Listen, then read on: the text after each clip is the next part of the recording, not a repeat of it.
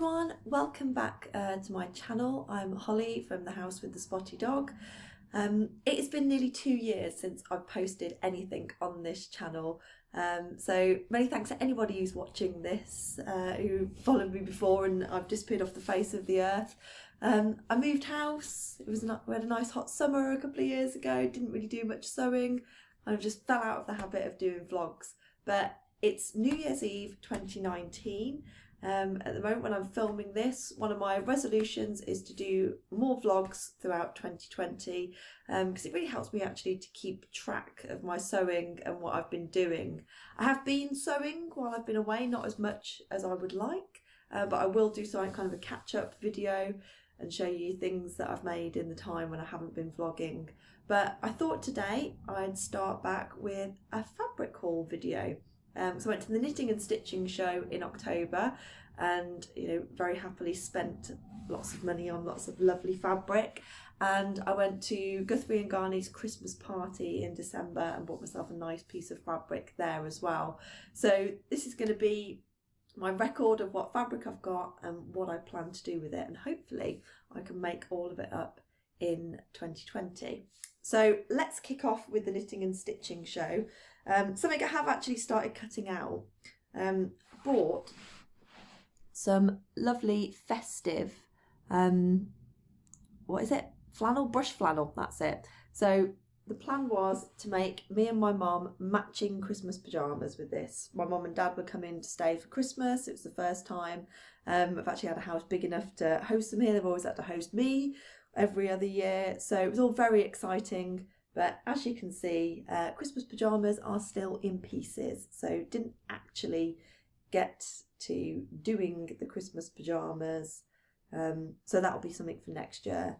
But I thought it was very cute with all the little trees and sort of, what are they, pickup trucks and bits and pieces like that. Also, apologies, I've got a new phone and I'm trying to look in the camera, but I've noticed I keep looking at the screen instead. So this is going to be a weird video where I'm not actually looking where I'm supposed to be looking, but hey ho. Let's carry on. Not particularly exciting, but something that I hope will be useful. I bought some non-stretch denim, just in a dark indigo colour. It's coming up bluer on this camera. The light is terrible, by the way. I haven't got my big lights out of the loft as yet for today, so I'm just using my sewing daylight light kind of directed at me. But this I plan to make like a jeans style skirt out of, like A-line below the knee to wear with like knee-high boots and things. I did get a free pattern with one of the sewing magazines that I thought would be really good for this, but I can't remember what number it is or what company, so I'll insert a picture of the pattern somewhere here, anywhere. But I thought that would be quite useful. I've been trying to think about staples and what I actually wear day in, day out, and what I need more of in my wardrobe, and I think that would be quite useful. So that's one. On the theme of usefulness, I also brought some stretch baby needle cord in really dark navy. It's really nice, got just a little amount of stretch to it, to make a pair of, I haven't quite decided yet, either sew over it Mia jeans or sew over it ultimate trousers. I've had a pair of sew over it ultimate trousers half cut out for about 3 years now, as I've been kind of perfecting the fit on them. Probably like completely changed now, but I can't decide whether I want kind of smartish or whether I want more casual, like the jeans style. I've never tried anything like the jeans thing before, so that might be good. This isn't gonna, I might just pick up. But it's a lovely, lovely fabric. I can't remember which stores any of these things were from, by the way. If I can remember, I'll tell you and I'll insert things below. Might be able to find various bits, but from the knitting and stitching show is the general gist. This was a totally unplanned buy. I did really well. I got my my 101 creations book. I don't know if anybody's ever seen those, where you can kind of plan out your makes. I'll insert a link to it below. And I kind of wrote out things that I wanted to get from the knitting and stitching show, and I didn't do too badly. The only thing I went slightly or completely off-piste with, there were things that I went slightly off-piste with, but completely off-piste was this gorgeous needle cord. And again, I'm going to try and get it in the right kind of light. Oh, is it going to pick it up? No, who knows. Which I'm going to make a little A-line skirt out of. It's a wide fabric, but I only bought 1/2 metre, so I'm literally going to try and eke out a little tiny skirt out of it. But it was just too gorgeous to leave behind. And this was a really nice fabric shop. Is it the Draper's Daughter? I will find out which one this was from and look it up. I probably have got bits and pieces everywhere. I think it was something like the Draper's Daughter. But yes, very pleased with that. And it shouldn't take me too long to whip that up. Although the lady I bought it from did advise that I line it because it'll be sticky with tights otherwise. So add a bit of extra time to it, but I'm sure it'll be worth it. I treated myself. One of the things I had on my list was a sweatshirt. Oh, I should have said, out of that, the Great British Sewing Bee book from a couple of series ago, I'll insert the link to the one. I modified the pencil skirt pattern to shorten it and make it slightly A-line, and that's what I use for my little A-line skirts.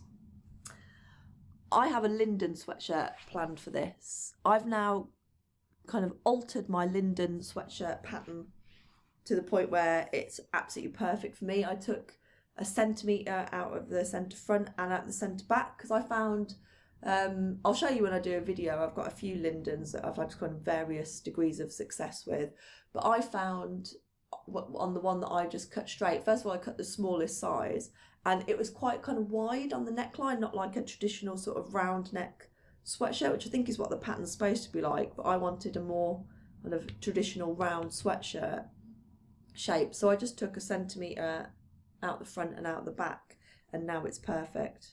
Or did I take 2? When I do the video I'll show you what I did with the pattern, but this is what this is destined for. So it's a beautiful Liberty sweatshirting. It's got a lovely fleece back because I spend a lot of my time wearing jeans and sweatshirts, so I thought it'd be nice to actually have some nice sweatshirts to go on nice cozy dog walks in, and I just love this. It's just so, you know, traditionally Liberty. I was at one point buying another one that was more sort of a watercolory one, and it was beautiful, but then I thought actually no, I want something that is really traditionally Liberty, so I'm really happy with this. And my mum's got my Linden sweatshirt pattern at the minute, so I need to get that back off her so I can get that done, because that should be relatively quick. I say that, nothing I do is relatively quick. I don't know how people whip things up in, you know, an afternoon. I don't. It's like 3 weeks later I'm still unpicking the neckband or something. Next one was I want a bit of a cord set. So I wanted some black textured like Ponte or jersey or something. So I got this cable knit, cable effect Ponte Roma from Higgs and Higgs, which is just gorgeous. And this I've just washed this already and it's washed up lovely. And I'm going to make a Tilly and the Buttons BB skirt and combine it with either another Linden sweatshirt or an Astoria. I haven't given up on the Astoria yet. I've done another one since my disastrous one that was like, you know, up here cropped. I've added a lot of length to it, but I still think I need to go up a size. I was over optimistic with what size I went for. So I'm thinking it probably will be an Astoria, because I think paired with the pencil skirt, because I'm thinking I could wear them together for work and separately, you know, just for, you know, other stuff that's not work. I think the Astoria might be better because the Linden has got a more relaxed fit, but don't know. I've got, as I say, I've got a BB skirt and I've got a Linden and an Astoria, so although they're not matching, I'll try them on to see what the shapes work best with and then decide. Final one from the knitting and stitching show. I had in my mind, if you have seen me before, you remember I made a sew over it Joan dress that I absolutely loved out of a beautiful pink tartan that then got shrunk in Morrison's dry cleaners and made me cry a little bit. I still haven't unpicked it. Can't bear to do it. But I said I'm going to make a new Joan dress, and I was going to make it out of a dark tartan, but I came across this Robert Kaufman flannel. Let's see if I can. It's in this. That's not too bad. It's in this. It's so soft. It's unbelievable. It's in this gorgeous sort of olive green with like a mustard tone within it, and I thought this might be really nice as a Joan dress.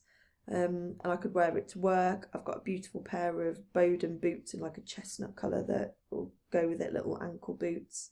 But I'm actually having second thoughts now. I'm thinking maybe, while we were at the knitting and stitching show, we went to watch one of the fashion shows, and one of the girls came down the catwalk in the Sew Over It Camille trousers out of one of the second ebook.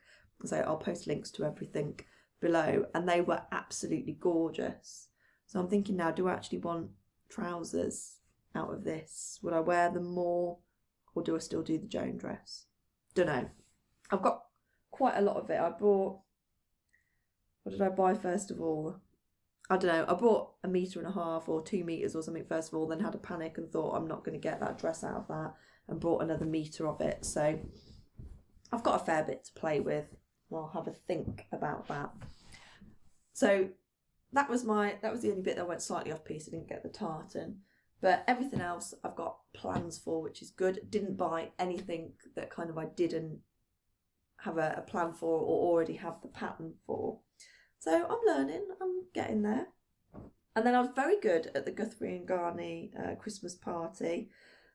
I only bought one thing, but I have been after for a while. I've got the Sew Over It heavy video this time, but I do love their patterns. I've got the Sew Over It Nancy dress, the little swingy one. I haven't made it before, but a friend gave me a dress of hers that didn't fit her anymore that's like that, and I love it and I wear it all the time, and I wanted to kind of make myself some more of those.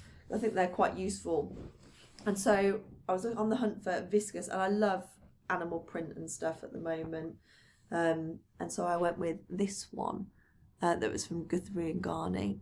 I think it's just gorgeous. The colours on it are absolutely fab. I did eye up another one that was like a pale pink, a pink animal print.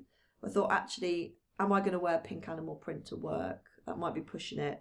Whereas kind of bluey grey with bright orange, that's fine. That's fine. I'll wear that to work, no problem. So, yeah, I'm really pleased with this. Haven't washed it or anything yet. So that is in my to-do list. So that's it for this video. Thank you for watching. Thank you for coming back to the channel after such a long break. I'm gonna commit to doing at least one vlog a month, so it should be updating you on things that I've made and if I've bought any fabric. But say I'll slot in a couple of what I've made over the past 18 months, 2 years, whatever it is as well. I'll do like a winter one, and then I'll do a summer one later in the year, so you can see those bits and pieces. But I hope you all have had a lovely Christmas and New Year. This will go up early January. But yeah, thanks everyone. Bye.